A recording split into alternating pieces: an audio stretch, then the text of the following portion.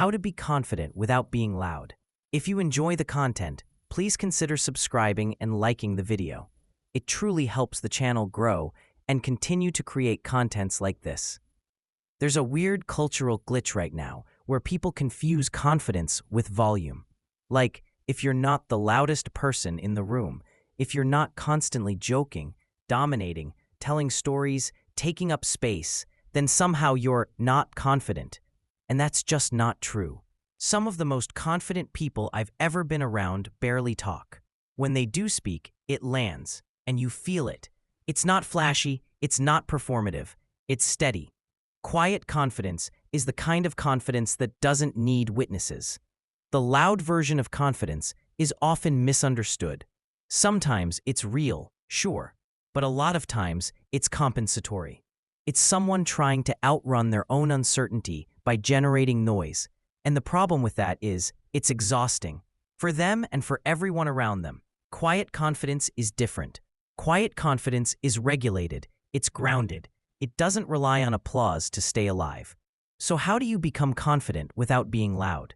You build a kind of inner stability that doesn't require constant proof. And you learn the external habits that communicate calm authority without shouting it. The first shift is understanding what confidence actually is.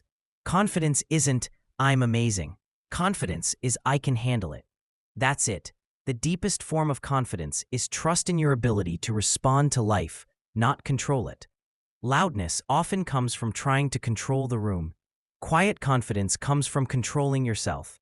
Think about the energy of someone who walks into a room and doesn't rush.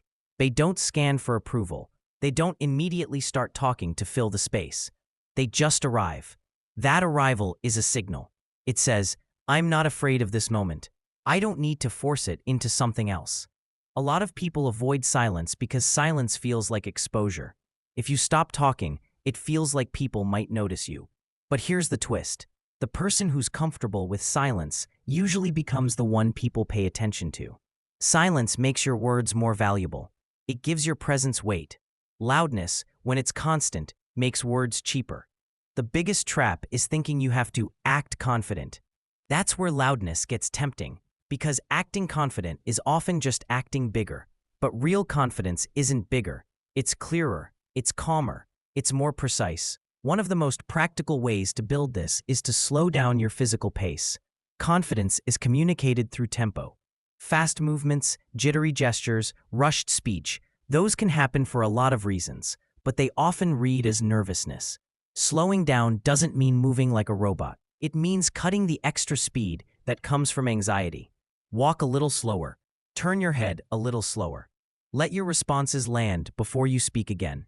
These are tiny changes, but they flip a switch in how people perceive you. And more importantly, they flip a switch in your nervous system. Your body starts believing you're safe.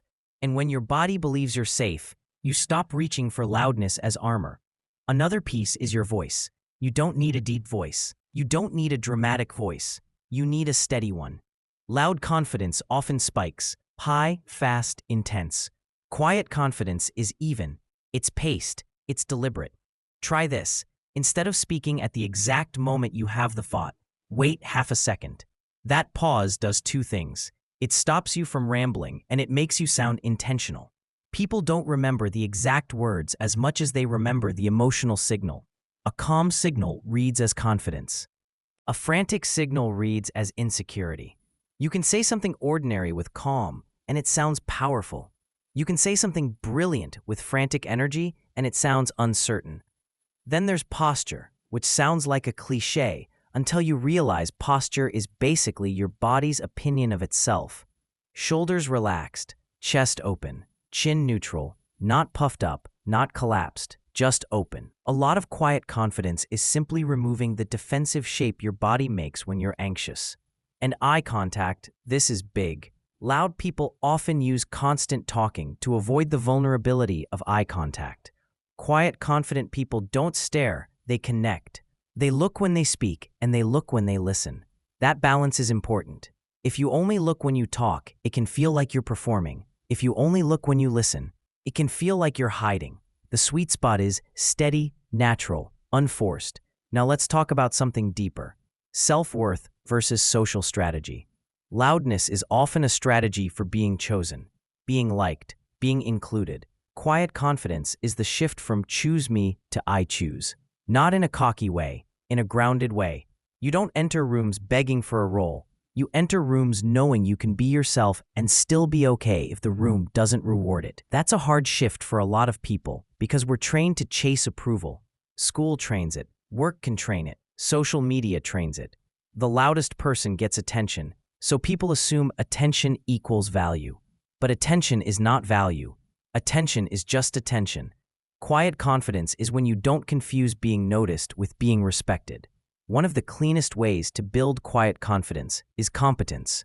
Not for ego, but for stability. When you know you can do something, when you've put in reps, you don't need to announce it.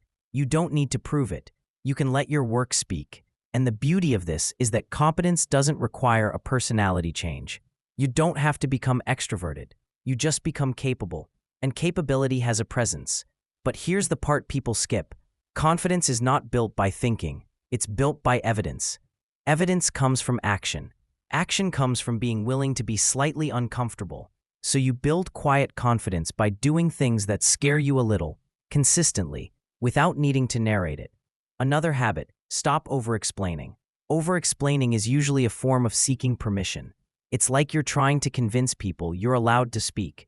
Quiet confidence says what it needs to say, and then stops. It trusts the other person to understand, ask questions, or disagree. Loudness tries to preempt every possible misunderstanding. Quiet confidence leaves room. And speaking of disagreement, one of the strongest signals of quiet confidence is being able to disagree without raising your energy. You don't need to win with intensity. You can say, I see it differently, and stay calm. That calm is power. It communicates that your identity isn't on the line. A lot of people are loud because they're fighting for oxygen. They feel unseen, so they push. Quiet confidence doesn't push because it doesn't feel like it's going to disappear if it's not constantly reinforced.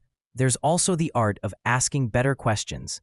Loud people often try to dominate with statements. Quiet, confident people can lead with curiosity. If you ask a thoughtful question, you don't need to perform. You direct the conversation without hijacking it, and people walk away thinking, that person is sharp, not that person talked a lot. Another thing, boundaries. Quiet confidence shows up when you don't laugh at jokes you don't find funny, when you don't agree just to smooth the moment, when you don't say yes when you mean no. Not in a harsh way, in a calm way. You're not playing the role of easy.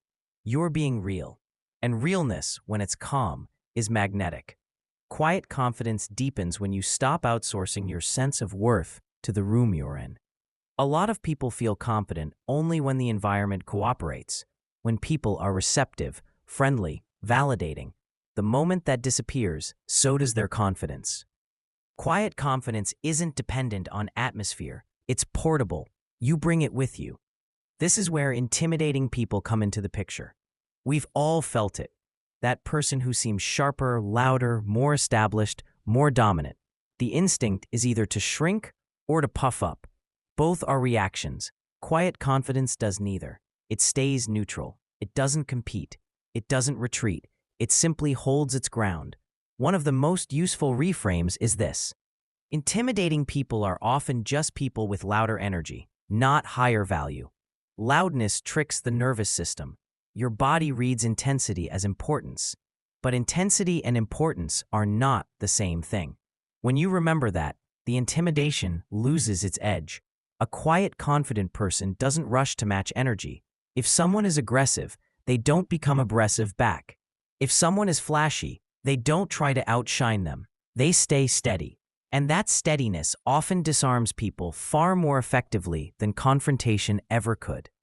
Another thing that helps is getting comfortable with not being the center. Loud confidence often needs to be central. Quiet confidence is comfortable being peripheral until it's needed.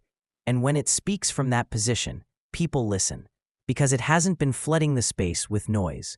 There's also a relationship between quiet confidence and patience. Impatient people often feel the need to assert themselves constantly.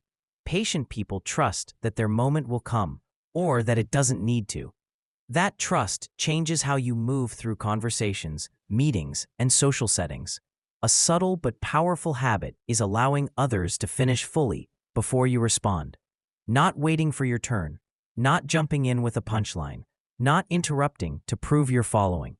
Letting someone finish communicates respect, self-control, and security. It says you don't need to rush your voice into the space to be relevant. Another marker of quiet confidence is emotional containment. When something surprises you, challenges you, or frustrates you, you don't immediately leak that emotion everywhere. You register it internally, then decide what to do with it. That pause between stimulus and response is where confidence lives. This doesn't mean suppressing emotion. It means choosing expression instead of being hijacked by reaction. Loudness often comes from unfiltered reaction. Quiet confidence comes from choice. There's also an identity shift that needs to happen. A lot of people think confidence means being impressive. Quiet confidence understands that presence is more powerful than impression. When you're present, grounded, and attentive, people feel it. They feel seen. And feeling seen creates trust. You don't need to dominate conversations to lead them. You don't need to talk the most to influence the direction. Sometimes leadership is asking the right question at the right time and then listening. Sometimes it's saying very little, very clearly. Another important piece is being okay with being misunderstood sometimes. Loudness often comes from trying to clarify everything in advance, to control perception. Quiet confidence accepts that not everyone will immediately get you, and that's fine. You don't chase correction. You let time and consistency do the work. This is especially important in group settings. If you constantly correct, clarify, or explain yourself, you come across as uncertain. When you allow some ambiguity, you signal trust in yourself. You don't need to micromanage how you're perceived. Quiet confidence also shows up in how you handle praise. Loud insecurity either deflects it awkwardly or amplifies it. Quiet confidence receives it calmly. A simple thank you, without minimization or exaggeration, communicates self-acceptance and criticism. This is a big one. Quiet confidence doesn't collapse under criticism, but it also doesn't armor up aggressively. It listens, it filters, it takes what's useful and leaves the rest. That ability to stay open without being shaken is rare, and people notice it immediately. One of the reasons quiet confidence is so attractive, socially, professionally, romantically, is that it feels safe. Loudness can feel unpredictable. Quiet confidence feels stable. People relax around it, and relaxed people open up. It's also worth saying this: you don't have to become quieter to be quietly confident. You can be expressive, funny, animated, and still grounded. The difference is whether your energy is chosen or compulsive. Chosen expression is confidence. Compulsive expression is often insecurity wearing a costume. So ask yourself this: am I speaking because I want to add something, or because I'm uncomfortable with the space? That one question can transform how you show up. Another way to build quiet confidence is solitude, not isolation, but intentional time alone without distraction. When you're comfortable being alone with your thoughts, you stop needing external noise to regulate your emotions. That internal calm carries into social situations, and over time, you'll notice something interesting. People start coming to you. They ask your opinion. They lean in when you speak, not because you demanded attention, but because your presence earned it. Quiet confidence isn't about shrinking. It's about not overextending. It's not about fighting. It's about not chasing. It's not about being passive. It's about being rooted. When you walk into a room with quiet confidence, you're not asking, "Do I belong here?" You're saying internally, "I'm here. I'll respond to what unfolds." That mindset changes everything. And the irony is this: when you stop trying to look confident, you usually become confident. When you stop trying to be loud, your words carry more weight. When you stop performing, your presence becomes felt. That's the power of confidence without noise. Not flashy, not forceful, just steady, clear, and unmistakably real.